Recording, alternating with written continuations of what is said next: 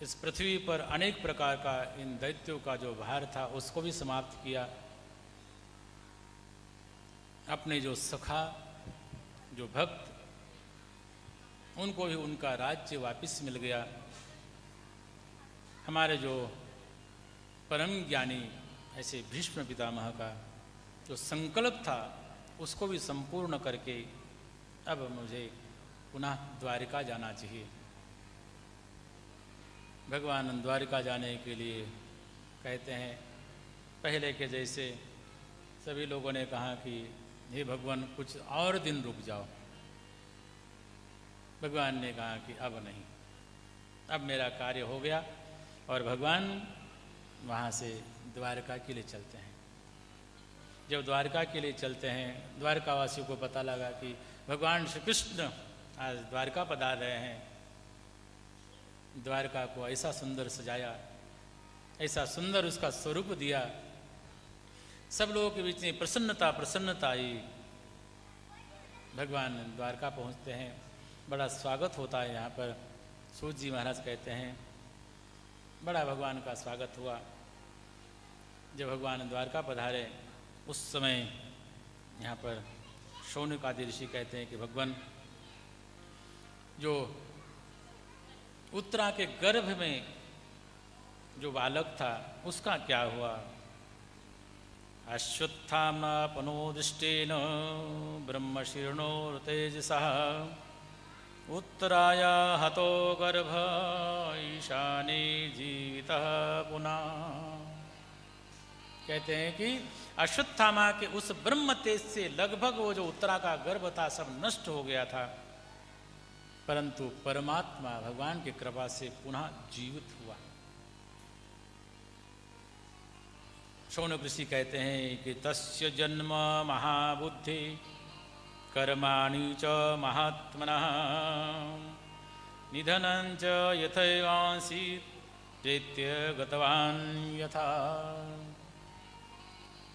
शौनक आदि ऋषि, शौनक ऋषि कहते हैं कि हे सूत जी महाराज, हम उनके जन्म की, उनकी कर्म की और उनके कार्य और साथ साथ में उनके निधन की हम कथा श्रवण करना चाहते हैं। जब शौनक जी का ये प्रश्न सुना उस समय सूत जी महाराज ने कहा मातृगर्भतो वीरः सतता भृगुनंदनः। कहते हैं कि उस समय वो जो गर्भ था उत्तरा के गर्भ में, वो देखता है कि मेरी कोई रक्षा कर रहा है, मेरे चारों ओर वो अपना चक्र बना करके मेरी रक्षा में वो हमेशा दिन रात तत्पर है। उसका स्वरूप बड़ा निर्मल है, इस प्रकार का ध्यान कर रहा था गर्भ में। और उसी समय कहते हैं कि ततः सर्वगुणोदर्के सानुकूल ग्रहोदये यज्ञे वंशधरः पाण्डुर्भूयः पाण्डुरिव ऊर्यसा। उस समय सुंदर मुहूर्त पर सानुकूल सभी ग्रह हैं और उस समय पांडु वंश का जो एक दीपक वो जन्म लेता है। और जब उसका जन्म हुआ वो बालक चारों ओर देखता है कि वो कहाँ है, वो दिख नहीं रहा है, जिसने मेरी गर्भ में रक्षा की वो कहाँ है। चारों ओर देख रहा है। बड़े बड़े विद्वानों ने विचार किया कि क्या देख रहा है। इसलिए नामकरण संस्कार के समय में सभी ब्राह्मणों ने यही कहा कि ये परीक्षा कर रहा है, ये कहाँ है, इसलिए इसका नाम परीक्षित रखना चाहिए। नामकरण परीक्षित हुआ और साथ साथ में उसके विषय में कहने लगे। माता पिता लोग जब कुंडली आती है सामने, सबसे पहले प्रश्न होता है कि इसका जीवन कैसे रहेगा, ये क्या करेगा, कुछ पढ़ेगा कि नहीं, जीवन में क्या करेगा। तो आजकल ब्राह्मण बतला देते हैं कि ये बहुत बड़ा आदमी बनेगा। और माँ बाप को बहुत ज़्यादा खुश करना होगा तो बोलेंगे कि नेता बन जाएगा। ये तो बोलेंगे साइंटिस्ट बनेगा, कुछ बनेगा, कुछ करना होता है। परंतु ये विद्वान ब्राह्मण हैं, ब्रह्मज्ञ हैं, उन्होंने इस बालक का मस्तक देख करके, ग्रह नक्षत्र देख करके, यहाँ पर ब्राह्मण कहते हैं कि मृगेन्द्रो इव विक्रांतो निमिषो हिमवानिवः तितिर्क्षुर वसुदेवासो सहिष्णु पितरादिव। कहते हैं कि इसका जो स्वभाव रहेगा, जो राजा परीक्षित है, इसका स्वभाव क्या रहेगा? कहें कि मृगेंद्र इव विक्रांतो, मृगेंद्र सिंह को कहते हैं, सिंह की तरह साहसी रहेगा, ऐसा इसका स्वभाव। और कहते हैं कि निशव्यो विवानिवा, ये सबको आश्रय प्रदान करने वाला, जैसा हिमालय सबको आश्रय प्रदान करता है, वैसा इसका स्वभाव रहेगा, हिमालय के समान सबका आश्रय देने वाला। और साथ साथ में तितिक्षुर वसुधेव वासो, ये तितिक्षु रहेगा। तितिक्षा का मतलब होता है कि सुख दुख, वर्षा गर्मी सबका सहन करने वाला, और वो सबका सहन करने वाले पृथ्वी होती है, इसलिए पृथ्वी की उपमा दी। पृथ्वी के समान ये सबका भार सहन करने वाला होगा, तितिक्षु होगा।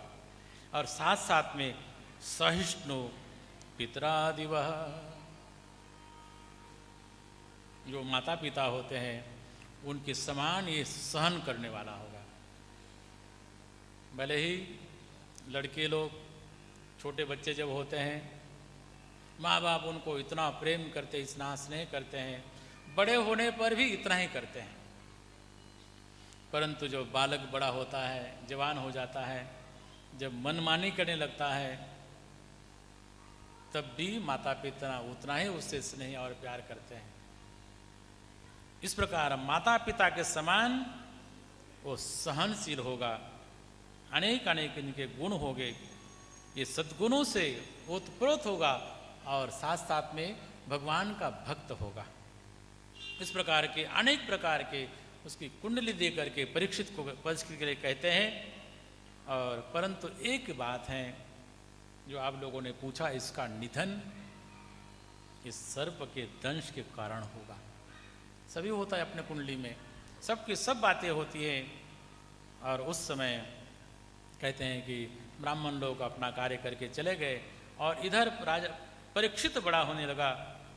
और परीक्षित जब बड़ा होने लगा, उस समय युधिष्ठिर महाराज राज कर रहे हैं, और युधिष्ठिर अपने साथ में धृतराष्ट्र और गांधारी को लाए हैं। गांधारी और धृतराष्ट्र को पिता के समान उनको अपने घर में रखा है, महल में रखा है। नित्य प्रति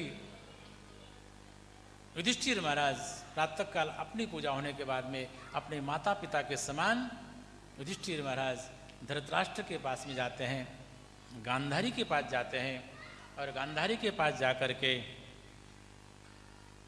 नमन करते हैं। नमन करते करते ऐसे समय बीतता गया, परंतु एक दिन वहाँ पर उनके भ्राता विदुर जी महाराज पहुँच जाते हैं। और विदुर जी महाराज पहुँच करके कहते हैं कि हे धृतराष्ट्र, अब तक आपको किसी प्रकार की ग्लानि नहीं हो रही है? अरे आपके संपूर्ण वंश समाप्त हो गया,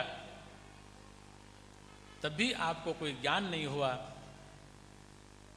अब तो आपको अपना कल्याण करना चाहिए, और अब आपका काल नजदीक आ रहा है, इसलिए आप यहाँ से चलो। जो काल है वो सर्परूपी काल आपके सर पर मंडरा रहा